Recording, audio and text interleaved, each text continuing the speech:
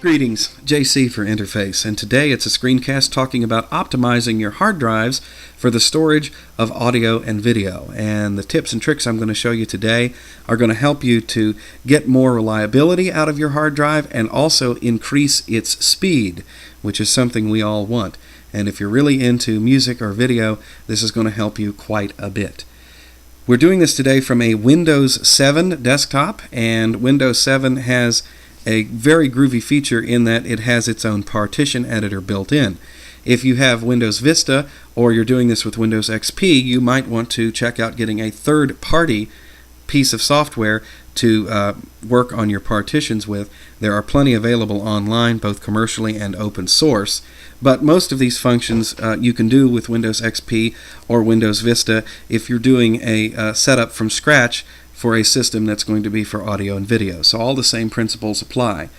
Now, to get to the Partition Editor, all you do is right-click Computer, and then you get the dialog that comes up here. It takes a little while to load sometimes, so just be patient. And then you will see that we'll go to Disk Management, and this is available in Vista and XP as well, although some of the functions that I'm about to show you are not in those systems. You'll see that we have one physical hard drive on this machine. It already has 3 partitions on it. The 2 partitions on either side of C are housekeeping partitions that Dell puts on their computers that contain utilities that help in troubleshooting problems with the computer. So make sure you don't mess with those if you see these extra housekeeping partitions, if you have a Dell system or some other system where the company that built the computer has put them on. The Windows operating system's default installation is to find the first physical drive on the machine and then use all of the free space on that drive to put a big C drive on it. And that makes a big happy drive where your operating system and all of your data lives happily together. The only problem is that having one large drive to store everything is not the most efficient way to store your data, and if that drive crashes, you lose everything. If you partition your drive or put another physical drive in the machine to store your data, you may lose your operating system and some other data if it's not backed up properly, but you won't lose it all unless the drive completely crashes. So this is something that's going to help you to increase efficiency and could also be used as sort of a way to hedge against a crash. To start, we have to reclaim some free space to create our new partition on this drive. And on Windows 7, you just right-click and choose Shrink Volume. Now, once I click this, the computer is going to go into an operation where it's going to analyze the drive and find out exactly how much free space it can get. So this can take anywhere from 2 to 20 minutes. I will pause the screen capture software so we won't have to wait that long for the video, but be aware that it does take a little bit of time. Once the system analyzes the drive, it will tell you how much free space it can actually recover. And that is affected by how much data is on your drive, and it's also affected by how fragmented the data is. So before you start this whole process, you might want to defrag the computer. It's also a good idea to back up your data. This can be a risky and dangerous process. So you want to make sure that you have a full backup. And the other thing, before you proceed any further with this operation, go ahead and close any other application that happens to be open. You really want the computer to be free of anything else running in the background if you can help it, to avoid a possible error which may crash your drive. So in this instance, it's telling me how much space it can recover. And you could choose all of this free space. Make sure that you leave some space, though, on your original drive for future applications and documents and whatever else you might add to it.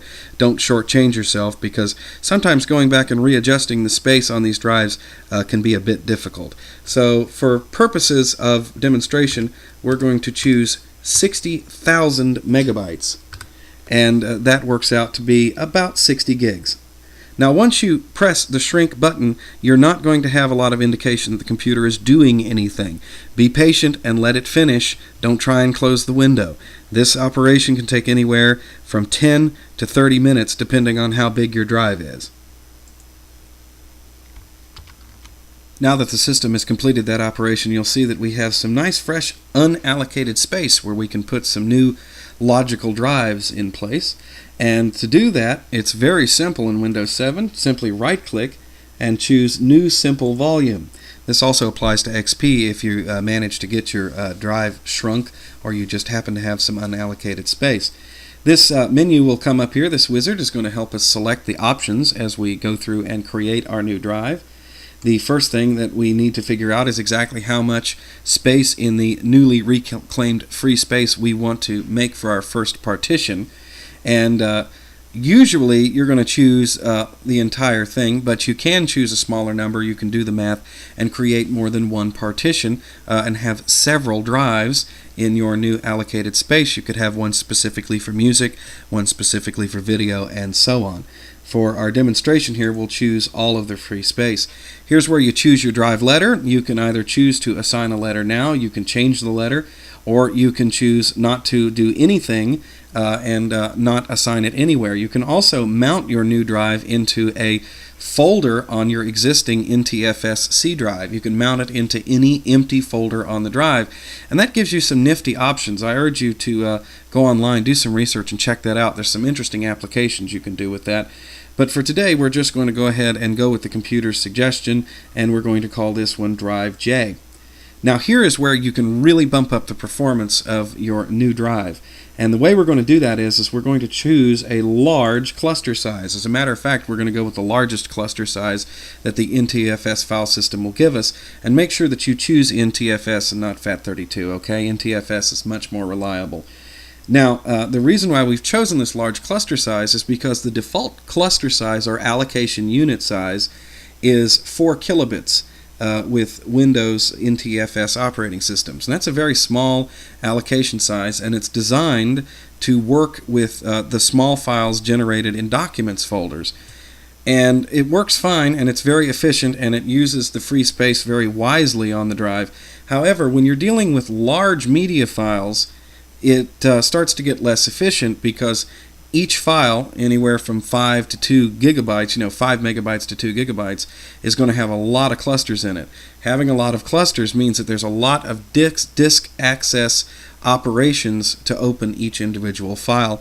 Also, small clusters with large files promote fragmentation. So the bigger the cluster, the better. Now, if you're going to put mixed content on the drive, in other words, you're going to have mostly media files, but you may have some smaller files in there too. Let's say it's going to be half and half. You might want to choose 32.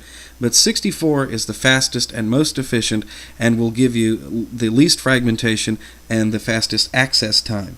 And so we'll call our new volume Media. Ordinarily, I choose to opt out of the quick format option here. However, for purposes of this demonstration, I'll go ahead and do the quick format.